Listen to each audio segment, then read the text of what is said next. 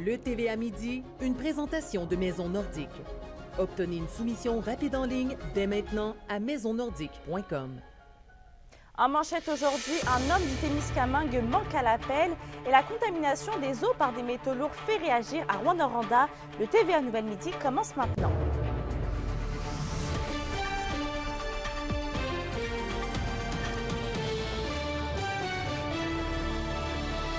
Bon midi tout le monde et bienvenue au TVA Nouvelles.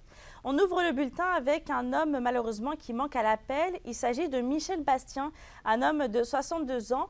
Il a été vu pour la dernière fois le 24 septembre dernier dans le secteur du 7e et 1er rang à Lorrainville.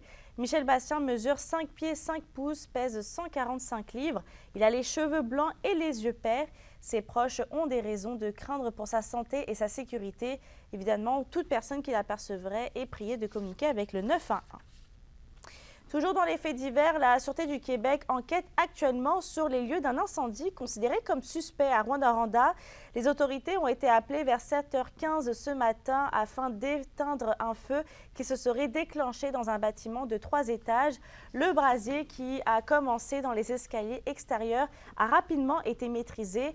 Aucun blessé et aucun décès n'a été rapporté. Une enquête est en cours pour éclaircir la situation. On reste à Rouyn-Noranda puisque les eaux usées contiennent tellement de métaux lourds que les boues provenant des infrastructures d'épuration ne peuvent être recyclés. Et André, c'est ce que révèle un article du quotidien La Presse.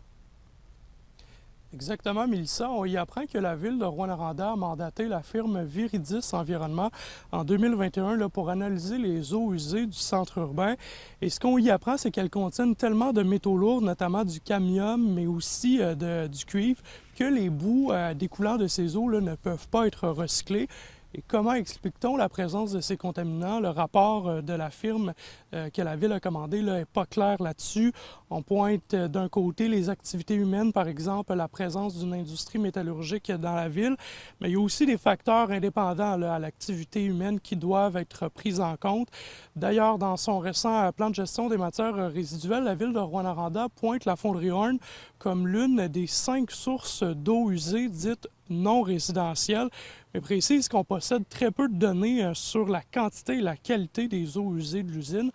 Je me suis entretenu avec Marc Nantel du réseau du regroupement Vigilance Mine de l'Abitibi-Témiscamingue plus tôt cet avant-midi.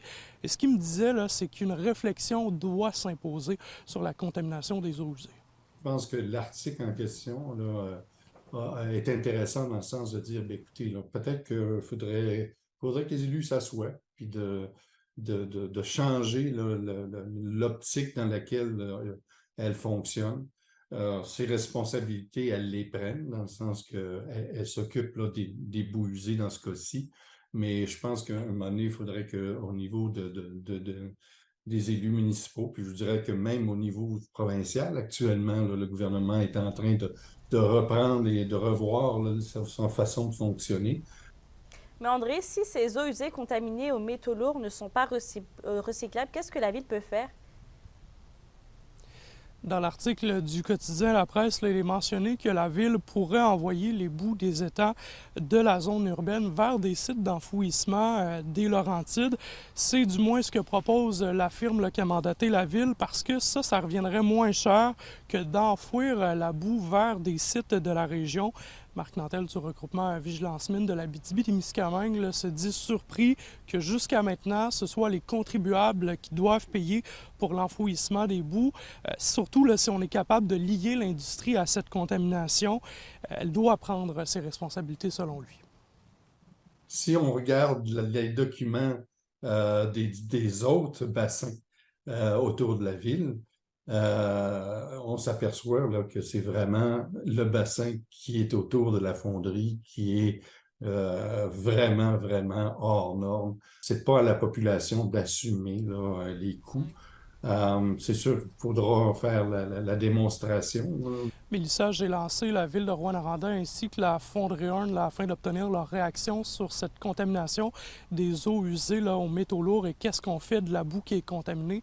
Je vous reviens ce soir au TVA 18h avec un reportage complet. Merci André. À la question du jour, on vous demande dans le secteur minier, trouvez-vous que votre municipalité gère adéquatement les eaux usées et la décontamination des sols? Pour voter et commenter, rendez-vous sur la page de TVA Abitibi-Témiscamingue. Plusieurs membres des communautés autochtones entreprennent une marche pour la guérison à la mémoire des survivants des pensionnats autochtones. Elle est organisée dans le cadre de la journée de la vérité et de la réconciliation de samedi. Et Johan, c'est aussi une marche qui est décrite comme un retour à la maison. Voilà, il s'agit d'une marche qui partait du lieu, oui, de l'ancien pensionnat de Saint-Marc-de-Figuerie et qui va se terminer à Kitchissakik plus tard cette semaine. C'est un groupe d'une trentaine de marcheurs là, environ qui a pris la route pour la première partie de ce trajet-là ce matin, un petit peu après 10 heures. Je me trouve présentement devant l'église du secteur Vassan de Val-d'Or, puisque c'est ici que ces marcheurs-là vont s'arrêter pour aujourd'hui. C'est un trajet là, de plus de 130 km, donc ils ne feront pas le tout en une seule journée, bien évidemment. Je vous laisse entendre, premièrement, l'organisateur de cette marche, Jeffrey Papati, oui, sur la raison de celle-ci. Il y a plein d'enfants à l'époque du pensionnat tentaient de retourner chez eux. Ils se sont tout le temps rattrapés pour faire ramener par de l'aube ou les prêtres ou les sœurs là, pour ramener sur place au pensionnat. Puis certains enfants de peuples du Canada ou des États-Unis ont succombé dans le froid. C'est pour ça qu'aujourd'hui, intérieurement, nous vivons dans la souffrance, oui. Bien, on est encore attachés là, dans le pensionnat.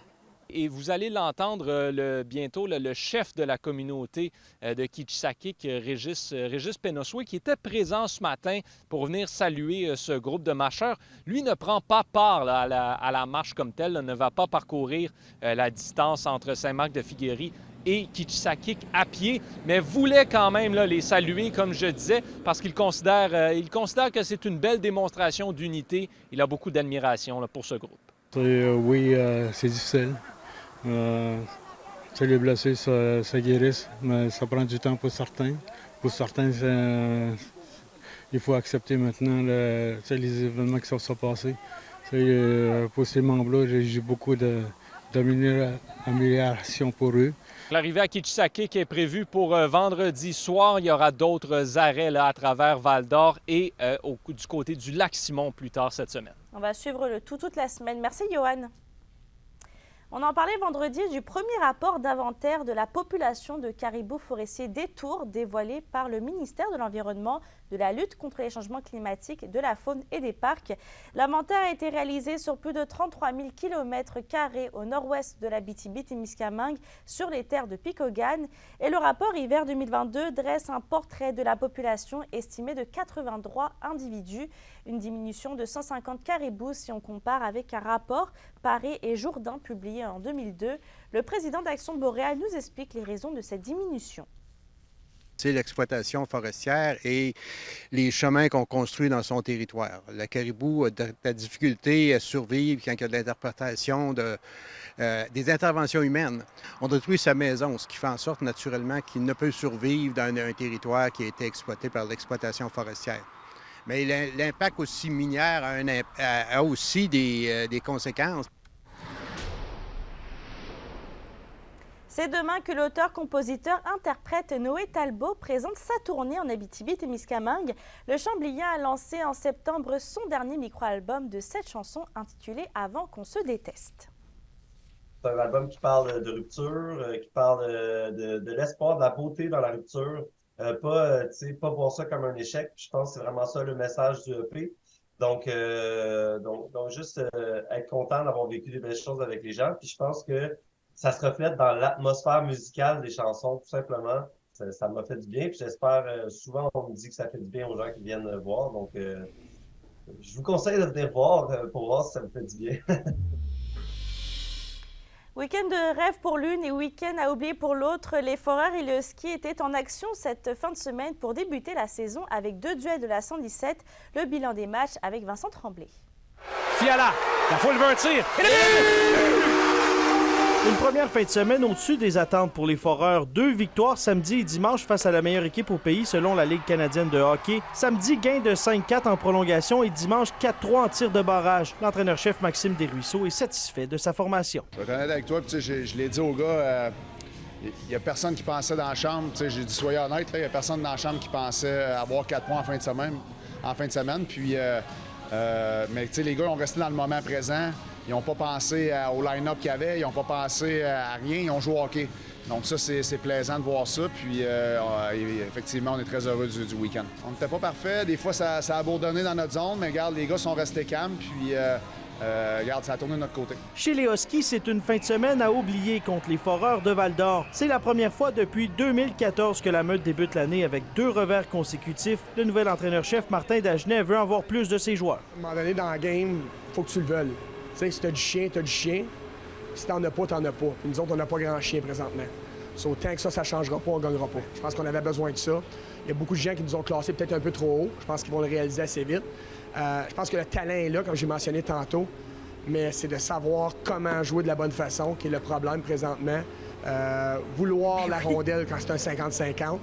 Puis ça, ben, c'est soit que tu l'as ou tu l'as pas. Puis si tu l'as pas, ben tu joueras pas. Samedi, à Val-d'Or, la famille du Val-d'Orien Anthony Turcotte était bien visible dans les gradins du centre Agnico Eagle. Ils avaient acheté 38 billets pour être certains de ne pas manquer la première visite du numéro 15 des Huskies. Ouais, c'est tout le temps le fun. Famille élargie, amis, on est vraiment proches de la famille, puis c'est le fun d'avoir autant de monde venir à l'Arena pour ça. Huskies et Foreurs vont s'affronter encore 8 fois cette saison après la dernière fin de semaine. Le Vert et Or mène 2-0. Le prochain duel de la 117 va avoir lieu le 9 octobre au centre Agnico Eagle. Vincent Tremblay, RNC Nouvelles, à Rouyn-Noranda. À la météo aujourd'hui, on commence la semaine sur une belle note ensoleillée qui va nous suivre toute la semaine. Le soleil va briller dans toute la région avec un maximum de 20 et 21 degrés. Et pour ce soir et cette nuit, eh bien, ça va être dégagé sur tous les secteurs. Côté température, on va faire un minimum de 6 et 10 degrés. Avant de se quitter, la première édition du demi-marathon de Malartic a eu lieu hier sur la piste 4 saisons. Plus de 440 coureurs ont participé à l'événement. Sur ce, je vous souhaite de passer une belle journée, puis on se retrouve au bulletin de 18h.